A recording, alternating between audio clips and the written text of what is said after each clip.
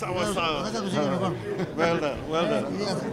After 30 days of hardline stances, proposals and counter-proposals, the 14-member Joint Parliamentary Select Committee has reached a consensus on the 4 critical areas related to next year's polls.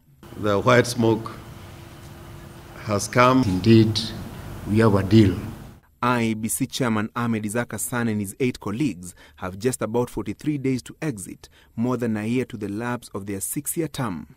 That the current commissioners would then be required to leave office when the new commissioners are sworn in, and that should not be later than the 30th September 2016.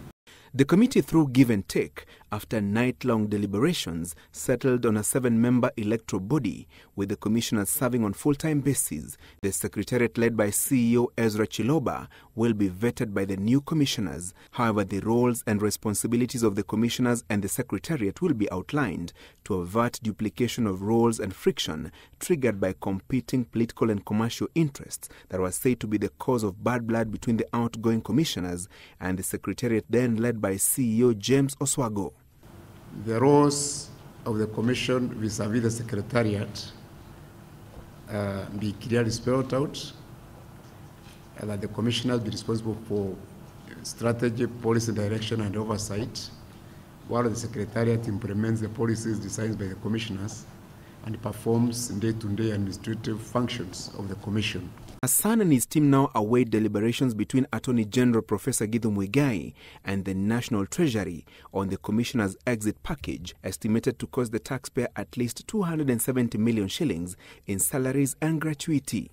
That first, that dignified vacation from the office must be negotiated and agreed upon in accordance with the law, but within 2 weeks of the adoption of this report by Parliament. The committee also settled on a forensic audit of the current voter register with over 14.6 million voters and use of information communication technology ICT through an integrated system to handle all processes in next year's general election. This includes voter registration and identification, as well as results transmission.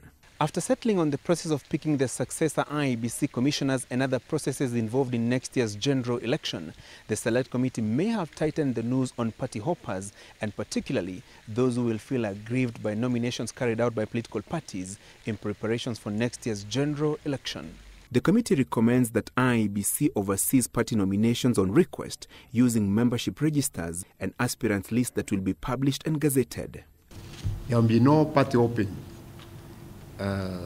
Once your name has been published in the Kenyan Gazette as a candidate for a certain party or as an independent candidate, you cannot change your status. You cannot, move from one party to another, or move from being an independent candidate to a party-sponsored candidate. The committee's report and draft bill outlining proposed changes to electoral laws will be submitted to the leadership of Jubilee and CORD for endorsement and subsequently tabled in Parliament for ratification by the membership of the 2 chambers of Parliament. Francis Gashuri for The Big Question.